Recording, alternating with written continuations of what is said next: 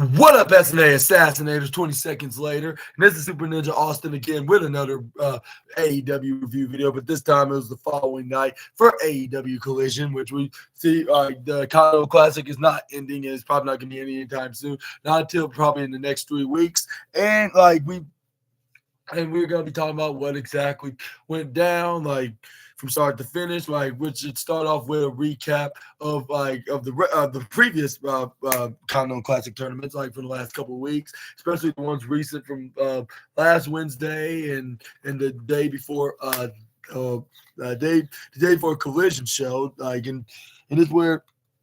And this is where Darby Allin head out because he has Commander of the K. He had the fight. And before I get into that, I want to say I forgot to tell you how I will rate AEW Rampage. They did a pretty decent job, but not much of a 5-star classic. So I'm fairly gonna have to give them 3.5 stars. Hopefully that doesn't sound insulting, in any chance. It's just that the way it was the show was ranked overall.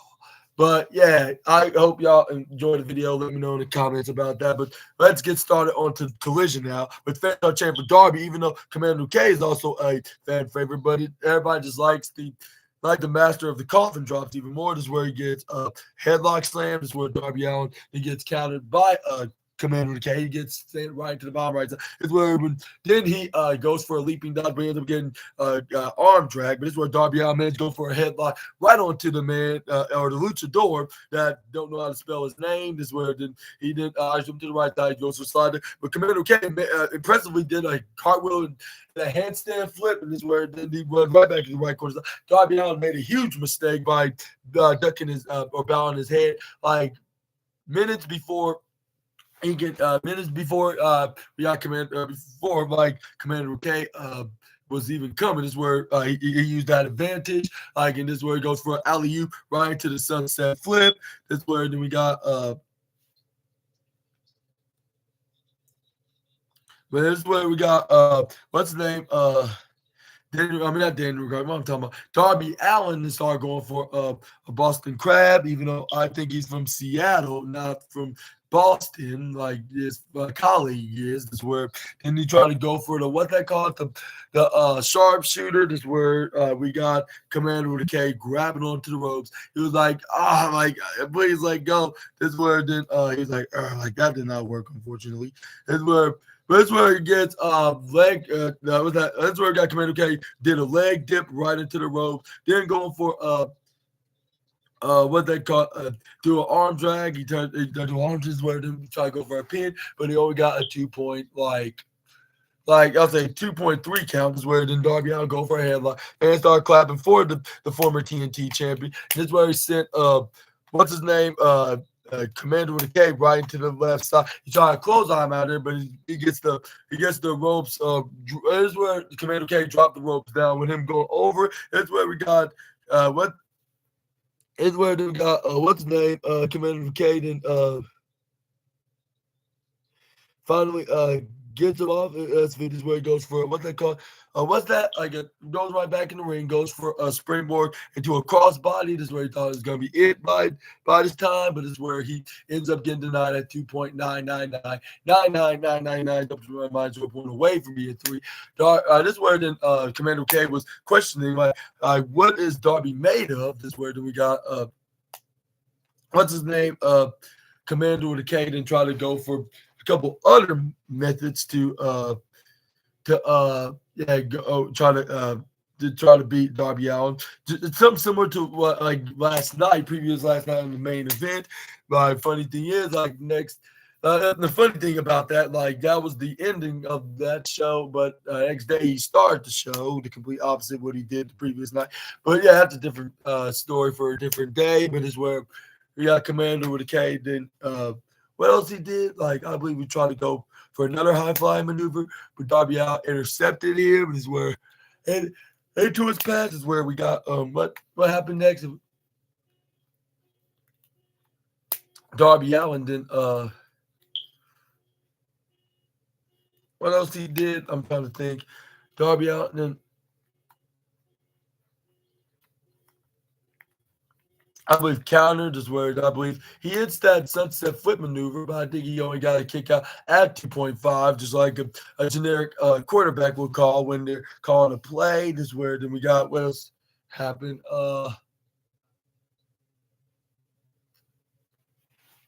What else happened again is where Darby Allin threw what's his name right into the bottom corner side commander with a K. That's where then he hits a suicide dive onto him. This is where then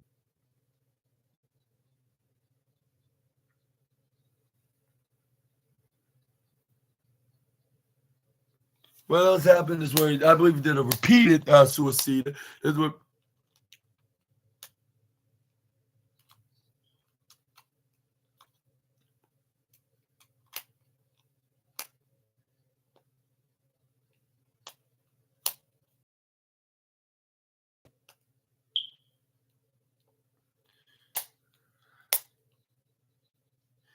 else happened? Like Darby Allin, I believe Darby Allin. What else happened is where we got Darby Allin.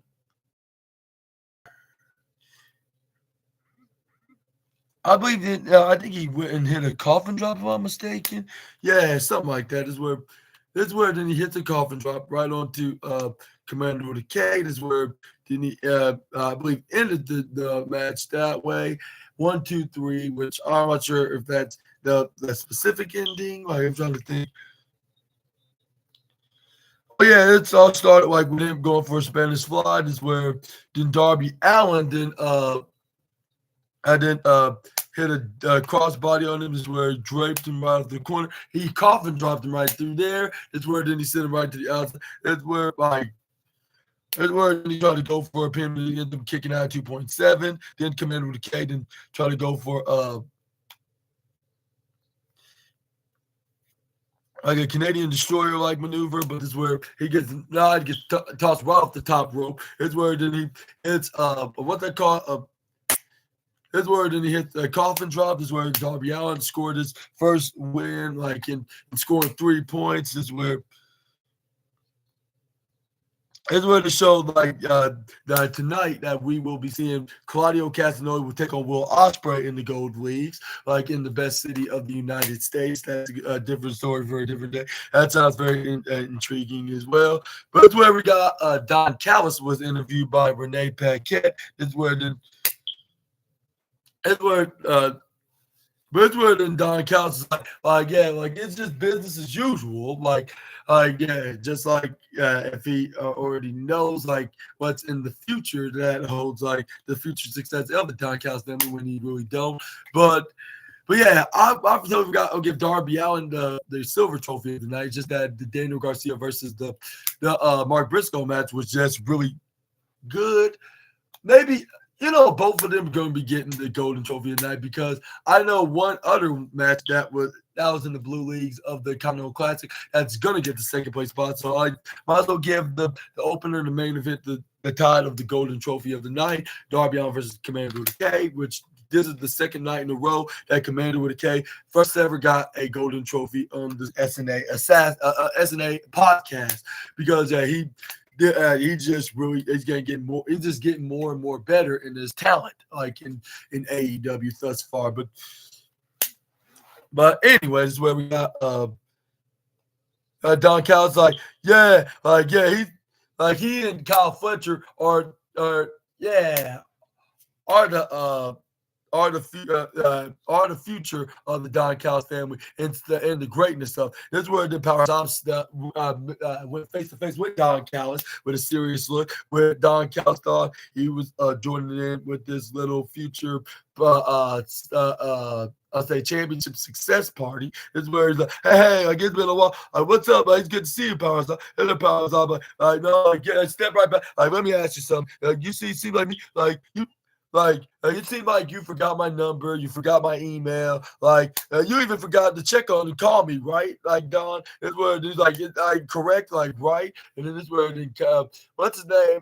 Don Cal tried to deny this, but he was stuttering. This where he's like, you know what? Like I answered that question for you. Like I'm gonna make this short and sweet for you. Like look at me. And you look at me, Kenosuke. Well, I'm gonna be looking at that, Bill. He's like, I'm looking at that international title, I'm gonna make an example out of everyone. Like I want that around my waist. This is where the Don Callis like, are you really gonna challenge me like that? Like, you know what? Like, yeah, you're right. Like, you deserve. Yeah, you deserve like, everything that what you've been given to you. Like, and this was like, and this was like, and we would love to wrestle you, and we would love to put this title on the line, but we had to go to Japan and Portugal, come up with every single excuse in the book to not fight him. He's like, like, let's give it my people, and they're gonna get right back to you because you definitely deserve that shot. Now let's go, and this is where he gets grabbed by Powers. This is where it's like, and this time finally get back to me, and that's where he then promised to get back to him, but. This is where we got. This is where we got the next match, which I assume was Kazuchika Okada taking on what's his name? Kyle Fletcher, the Rainmaker, or the guy that claims to control the rain, taking on Kyle Fletcher. But this is where I start singing, Lord Happy Days, God Happy Day, Lord Happy Day, Lord Happy. And this is where. But this is where we got the match started, like any other match, where we got them teasing like about the striker, but it's where they slap each other right into the shit. And I'm like, insult, like just like I said earlier on to the last podcast video, like that's why he gets his name from, because he's just that. Like I'm gonna try to make this a little bit more PG, even though this show's not a PG rated show. But it's where we got what's his name? Kyle Fletcher was like, got him right back. I'm like, yeah, like even though I'm not a fan of this guy, given what he did to my boy Will Ospreay, but I'm damn sure not a fan of Okada at this point. Here's where we got. That's where then we got him going with Okada into a gator roll kind of submission hold onto Okada. This is where I was like, yeah, get that like radioactive incompetent robot. And then this is where he started doing that, rolling him around like if he really was a robot, started going for a headlock. But Okada then tried to fight right back, going for a headlock of his own, and then turned into a submission hold. That's where fans start chanting for Okada. And I was like, what is wrong with you people? Like if I was Patrick Starr, like on that Something Spells SpongeBob SquarePants episode. And I was like you don't know what a excellent wrestler is if it slap you upside the head with a Japanese what's that manual fan of DIY, like this is where then Okada sent him to the right side. This is where then he throw Kyle Fletcher right into the barricade. I'm like, no, curses. And I'm like, stop chanting his name when the fans start chanting Okada. And yeah, and I mean, after all, they were in that horrible state in the United States where Cincinnati is located at. Even though they were in Columbus, like, and that's not exactly like where the horrible city is, but they've been brainwashed just like Dayton, and it's only a matter of time Cleveland's gonna be in the same fate. I mean, just look at that guy that became tag team champion with his tag partner that's from Cleveland. Like he's starting to be the worst person of the year, I guess you could call him. This is where then we got So, yeah, this is where the fans start, getting brainwashed. And I was like, curse you, John Moxley, for making everybody believe that he has changed. Like, and it's where then Okada then trying to go for this is where then he tried to go for a couple of what's that called? Like a couple of what's that, right hand strikes or something like that, yeah. And this is where then he goes for I believe try to go for the Rainmaker, but this is where he gets instantly get countered. This is where then what's his name was on the roll. This is where we got Kyle Fletcher then I believe hit his finisher maneuver. Like this is where then he hits his what's that like it, I believe he hit the spinning neck breaker. He hits him with the brain buster, which I believe was right off the top, like right on the turnbuckle directly, like he did to Will Ospreay. And I think it was double lucky. He hits another brain buster to seal the deal. 1, 2, 3. And that's why I started being excited. I was like, this is the second straight win. And yeah, like I said, I'm not very much of a Kyle Fletcher fan at this time. But yeah, like if anybody wants to damage the Kazuchika Okada as much as the assassin here does, like it's a friendo his. But yeah, like he is definitely gonna get the silver trophy of the night. Like for Okada. Yeah, I obviously made the tongue twister right there. But yeah, he but he manages to get the job done, and he gets this second straight win in this second appearance and the Continental Classics. And what were your thoughts on this match? And were you rooting for Kyle Fletcher, or were you rooting for what's his name, Kazuchika Okada? Let me know in the comment section right down below. But I'm just a happy panda right now to see like Kyle Fletcher doing that. Like, and that's probably the only time I'm actually going to root for this guy on this tournament. Because given that I'm not really much of a fan, but it kind of teased that we could see Okada turn babyface, and maybe I could be happy that he does, like for multiple reasons. Yeah, perhaps so, but let me know down in the comments how you feel about that. But yeah, and are you ready to see Okada go babyface? But I think in 2025 he probably most likely will. Like, given that he's no longer, aligned with the Young Bucks at this time, and then when the next time we see those former irresponsible EVPs, like that cannot even run a retail store, like come back, it'll probably be with a certain, I'll say it'll be with a certain cleaner, I guess you could say, that could possibly be a New Japan Strong open weight champion. Be added into my favorite wrestlers of being strong championships from New Japan Pro Wrestling. But let me know down in the comment section right down below about my theory and my theories about Kazuchika Okada with a capital plural. But let's move on and let's talk about what happened next. Maybe even before, if I could be mistaken, because next up we got Willow Nightingale, was up next with Serena Deeb I guess you could say in the tournament, like in the first round's tournament against what's her name, Serena Deeb, and whoever wins this match will face Jamie Hayter, and the winner of the match is gonna face someone from, I believe, New Japan, or was it CMLL, like in the semifinals or in the finals at Wrestle Dynasty. I think it's gonna be somebody. I think it's gonna be somebody, one of those guys, because they're gonna be competing in the tournaments from CMLL and Stardom and New Japan Pro Wrestling, respectively.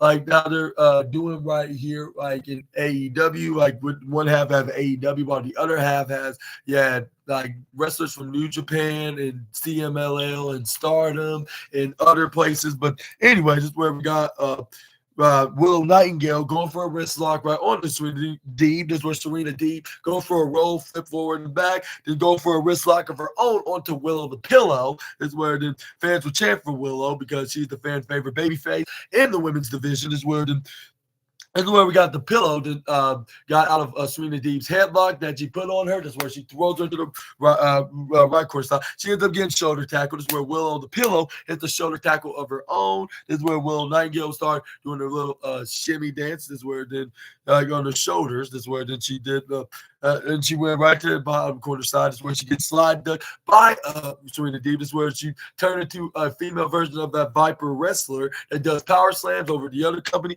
That's where she tried to go. But this is where Willow Nightingale hang on to the ropes, like smart move from the pillow wrestler. This is where we got Serena Deeb rolling out into the other side. This is where she tried to go. This is where we got what's her name? Serena Deeb to try to go kick out of it, but this is where we got Willow Nightingale picture right back up and try to go for the Dr. Bomb. But this is where Serena Deeb try to go for that faceplant maneuver, but this is where Willow the Pillow slam her right off, right onto underneath, right over her, and this is where then she tried to go hit what's that called, an annihilating leg drop. But this is where we got Serena Deeb kicking out of that. This is where she goes for the what's that, crucifix pin. But this is where we got Willow the Pillow going for official woman suplex onto Serena Deeb. This is where Serena Deeb kicks out of it at 2.3, if I'm mistaken, or something like that. Here's where we got Willow Nightingale, and then and start going hitting some clotheslines right onto what's her name, Serena Deeb. This is where the Serena Deeb somehow got to the left corner side apron. This is where we got Willow Nightingale trying to grab her. This is where she gets tripped right over. This is where then we got her right to the apron. This is where then we got This is where we got Serena Deeb managed to got her back in the ring, hit her with a like a Russian leg sweep or something like that. This is where we got what's her name?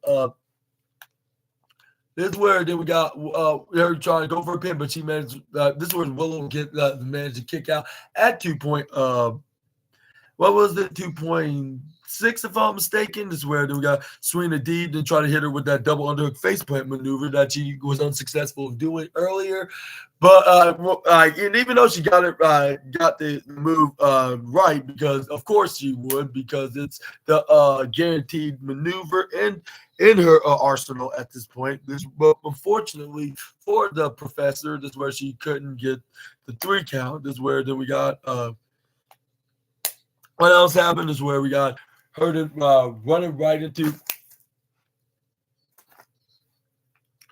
This is where then we got what else happened next. This is where the Willow Nightingale then made a comeback here at this point. This is where then we got what's her name? Willow Nightingale started doing the beating in her chest like if she was a female version of King Kong or something. I don't know in particular. I'm what I'm even talking about, but it was really very fantastic to watch these girls. They know exactly how to perform, and it just proves that AEW is improving in their women's division.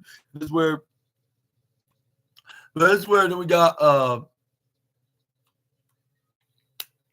and this is where she took off her suspenders. This is where she goes for a Dr. Bomb for the 1, 2, 3. And then the winner of this match, Willow the Pillow Nightingale. And this is definitely going to get the bronze trophy of the night. It's just that the other 3 matches, we got the top 2 spots. So I just got to get it more higher because, one, it's just that it was in a pretty decent kind of level, but at the same time, it just shows that the women's division in AEW is succeeding, and I'm not sure who exactly is doing it. Maybe I'm lying because I see so many names that are making AEW that specific division at its best. Like just ask the likes of Mercedes Moné and Chris Statlander, Dr. Britt Baker, DMD, and Queen Aminata, and who else? And yeah, even Willow Nightingale, Jamie Hayter, what's her name? Even Serena Deeb, Thunder Rosa, Deonna Purrazzo. Who else is on the roster? Oh yeah, Mariah May, the AEW Women's Championship. I definitely cannot forget. Even though I have plenty of jokes to say to her and her creepy former friend, Mina Shirakawa, even though she don't look very creepy now, she's more serious, and you can understand why, because she nearly got stabbed right in the back, just like Timeless Tony Storm have with Mariah May. So who could blame her? But my point is AEW is definitely the complete opposite on what they were being in their with their reputation. But I think even with them not really being more prestigious and relevant about their women's division before, I still think it was somewhat prestigious at the time, with the likes of Britt Baker being there and Chris Statlander being the staple in the women's division, but maybe not at its best before, but they were at least making it somewhat interesting. But speaking of Thunder Rosa, that's where she was in an interview with what's her name, Renee Paquette. That's where we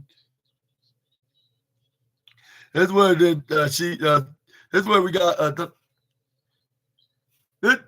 this is where we got Renee Paquette, like the unmarkable journalist, I guess you could call her. But I believe she was filling the shoes for Lexi Nair, because for those assassinators that are unaware, she finally tied the knot with Big Bill. That explains why we haven't seen him last night on Rampage, the previous night on Rampage, not literally last night, but but yeah, that explains why we haven't seen him like with Chris Jericho and Brian keep beating up Matt Cardona because he was too busy getting ready for his big day, I guess you could say, yeah, which is his wedding day. And yeah, I want to give my huge congratulations and wish y'all many years like of happiness, like for y'all's like latest update on y'all's relationship, like and like yeah, like in my update, I'm just saying like for you guys, like not trying to get into y'all's business, but just saying like for showing some support as a fan of both of them, including Big Bill,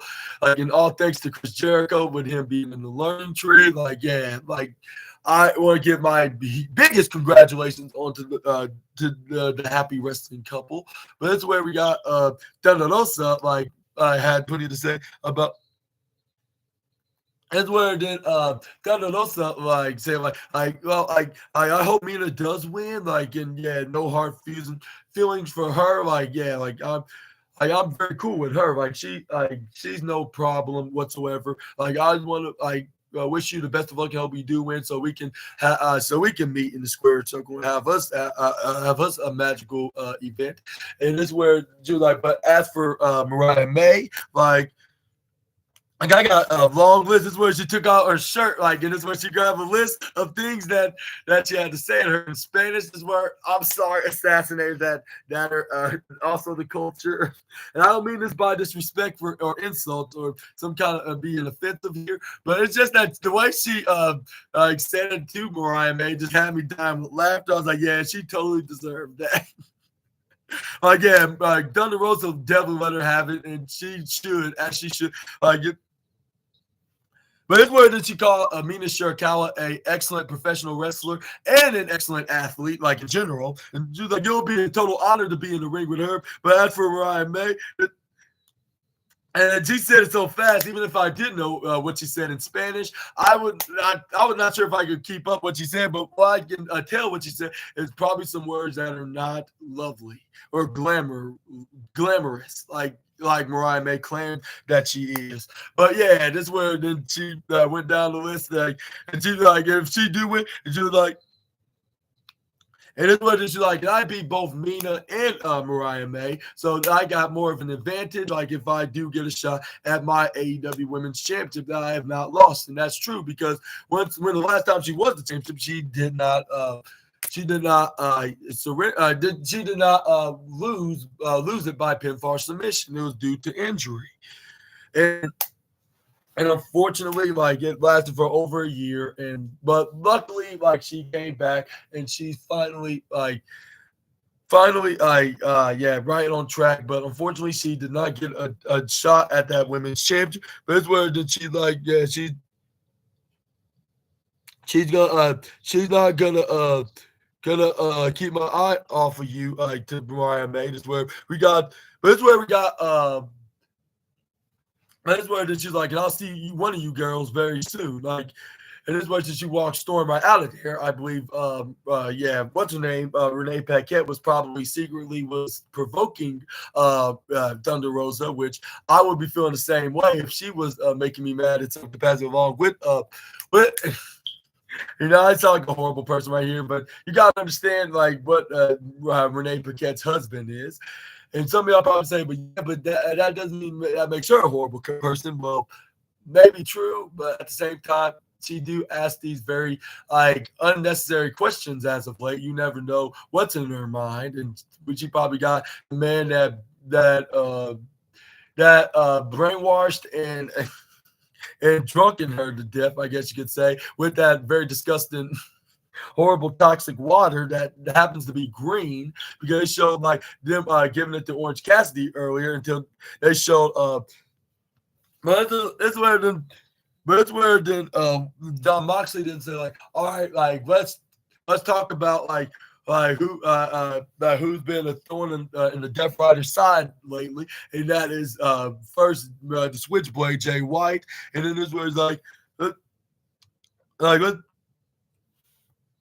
It is what it is. He was like, yeah, like, you guys think that you know everything about him and you know everything about this product in AEW. Well, you do, but in reality, you really don't. And let's not pretend that you actually do know. And this where then and that's what it is like. And there's some people that here want to be AEW champion, and there's some people that don't want to be AEW champion. I'm like, dude, what that got to do with anything? What you're trying? What statement you're trying to make? That's where then he started continuing to say yeah, like there's not a single soul that wants to be AEW champion, but they think they do. Just like y'all think y'all know everything what's in the business here, which he's trying to take digs at people on the IWC. I'm like, I hope he's not talking about a guy in a mask and cape, which I don't think I know everything, but I just hear what my sources say, like what goes on backstage in All Elite Wrestling. But anyways, like along with that other company, like that I'm not gonna mention right now, but this is where John Moxley continues saying, like,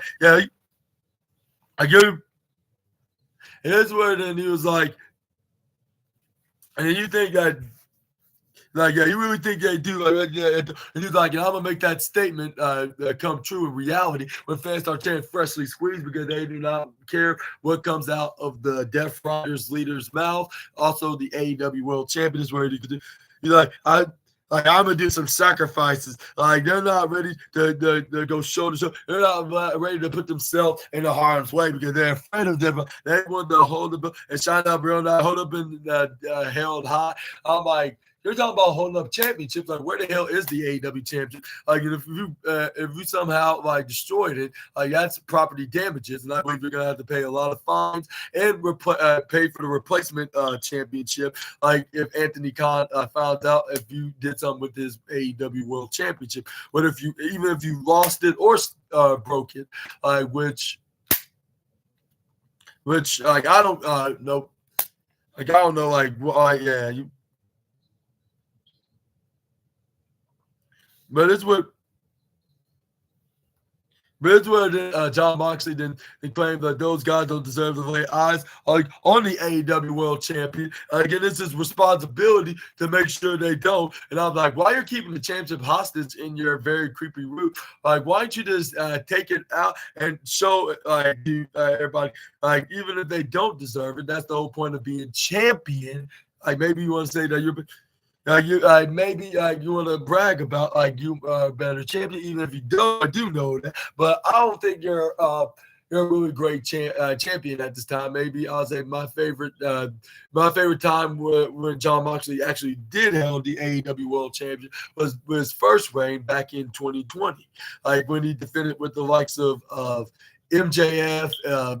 Even the late Brody Lee, like my condolences go out to the family and friends because I didn't get a chance to say that when he passed away. But anyways, and also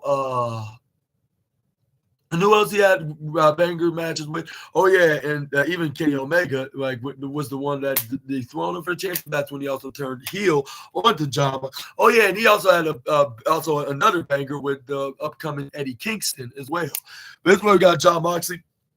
It said like it was like went right from talking about like wrestlers in general about not deserving the AEW championship to the subject of Jay White. Now he's like he's one hell of a wrestler. Like I have a lot of respect for that guy as a wrestler. Like I knew that Jay White like yeah is a veteran of the game, but Jay White is not a I'm gonna hate to break it. Like he's still a little boy, and he don't know what it takes to be a real world champion. And then this where I was like, ain't the real world champion was that guy that I got mentioned right here that's from Chicago that went back to the other company and made that even more of a success, and making his career even more of a success, like with him finally achieving one dream that he wanted to do in that specific company, and also like. And yeah, and also this is where then he mentioned that. And if I ever catch you talking about you want to bang bang with my wife, bang bang with my wife again, I will make you as an example on what happens to people who provoke me. And then this is where I was like, like hopefully he's not talking about guys like me because I'm stating facts. Like I'm not talking sugar honey iced tea about you. Like I'm just saying like what what I be hearing, and also and what you be doing, in that horrible city in the United States, total opposite where they're gonna be located tonight at Winter is Coming. But that's where fans start cheering for Orange County. He was like from this was like but from Jay White to his temporary tag partner for this coming Wednesday, which is today, when they're gonna be fighting against John Moxley, yeah, in the best city, which is the T-Mobile Center. Is where then we got. That's what John Moxley like got a bunch of talk and talk I actually mean what I say. I don't put and they're starting to piss me off. Orange Cassidy.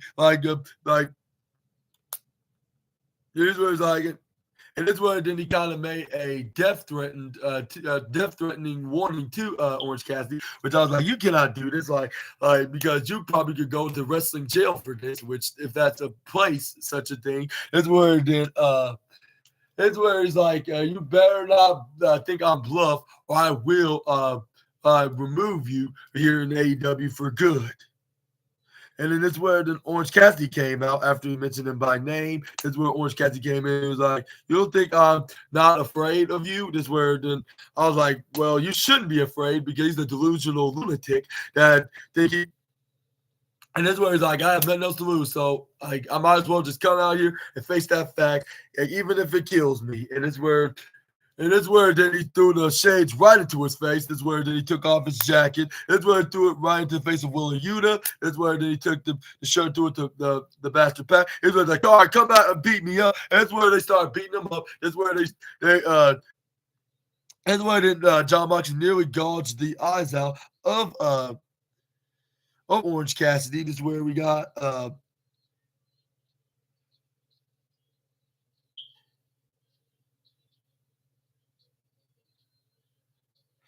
but that's where we got what's his name, John Moxley, and ordered the bastard pack and Willie Eater to pick him up like if he's like a 6-year-old child. That's where they dragged him right to the back and trying to continue to teach him a lesson, which we all know is not really a lesson. It's more of a, I'll say, what's the right term to put it as? I'll say.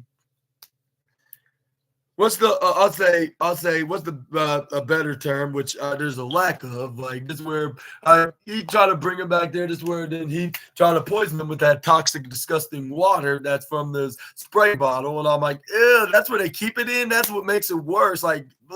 I was nearly about to puke on myself by seeing this, because you should not try to poison nobody with some with this toxic brainwashing water, But this is where we got FTR to start promoting AEW Dynamite. Going to be simulcast in on Max with TBS, but it's going to be in their home state of North Carolina. This is where they also pointed out normally they'll be fighting for titles, including tag titles, but unfortunately not this time because we got a dilemma. And this is where they said they've been doing a little charity project, to whoever lost their homes in the North Carolina area. All thanks to Hurricane Helene, if I'm mistaken, that's the name of the hurricane. He wants to help donate to those That's get their whoever got their house destroyed. What's that called? Redesigned or what's that called? Renovated into a brand new home, which that would sound like a complete dream come true. And this is where then we got but what else happened? But yeah, this is where they heard some ramblings and rustling coming from the corner right into the hallway. This is where they're about to give him this disgusting toxic water to try to make him understand, which that sounds like a nightmare from hell. If you ask me, I don't think anybody deserves this. Not even the rainmaking bitch man not even deserve to be brainwashed into toxic water. Like what John Moxley was about to do to Orange Cat. This is where they're about to put that. What's that What's that when you put the motor fluid in you got that little cone thing that you put right into the little pipe onto the in your hood of your car when you try to put some antifreeze or any of that other or any other like motor oil like or to put in like in your engine like that needs it like this where he tried to put it into Orange Cassidy's mouth that way. This where luckily like FTR came in the same day and knock out that disgusting. I was like, finally somebody stands up to this, and this is why I knew I could count on to my boys Uncle Dax and Uncle Cash, because they never let me down no matter what. And let me know in the comment section right down below about this. This is where then John Moxley, like, you're lucky today, but like you may not be lucky for long. This is where I was like, hopefully this leads up. This is why I started doing the Dance of Joy. Hopefully we'll see Orange Cassidy and FTR come together against John Moxley and whoever teams with him like in the 6-man tag match, like which will be probably Willie to Pack. Maybe it could be Claudio or Claudio taking John Moxley's spot. Like, who do you want to see? Many members of the Death Riders taking on Orange Cassidy, and it's probably new allies, Uncle Dax the Axe and Uncle Cash the Flash of FTR. Let me know down in the comment section right down below. But yeah, and what else? Can you see these guys can be trios champions if if Orange Cassidy could not successfully win the AEW World Champion in the foreseeable future as well. But we will be seeing Claudio Castagnoli tonight on AEW Dynamite's Winter is Coming edition in the best city of the United States against Will Ospreay. And unfortunately, I'm not sure. I'm thinking of something, but I was thinking and wondering what was the reason why he didn't show up on the show for tonight. But I'm probably not gonna figure that out anytime soon. But let's move on. Let's talk about Beast Mortals beat that $1 million net worth the $1 million net worth female wrestler over the other company's ex-boyfriend, which is Aaron Solo. This is where he just and whenever Beast Mortals just completely squashed him and knocked him around. Is where then he hit him with this devastating clothesline. That's where they showed him next. You'll see him facing Okada next week for the in the next Continental Classic match. And I think Okada's unfortunately going to win this. There's no doubt about this. We're going to be talking about this coming Saturday. But let me know in the comment section right down below, which I'm going to keep my fingers crossed. Hopefully that won't be the case. But this is where we got Renee Paquette, the unmarkable one. Then I guess you could say stir up some chaos with the Top Flight and Action Andretti and Leo Rush and Layla Gray, started trouble by negatively asking about what was that all about with Leo Rush and what's his name, Action Andretti. Clearly eliminated their teammates out of the Dynamite Diamond Ring Battle Royal, which was probably not the wise idea, but it's not quite of a smart idea to rub it in their faces, which somebody needs to take Renee Paquette back to journalist school for basically just ruin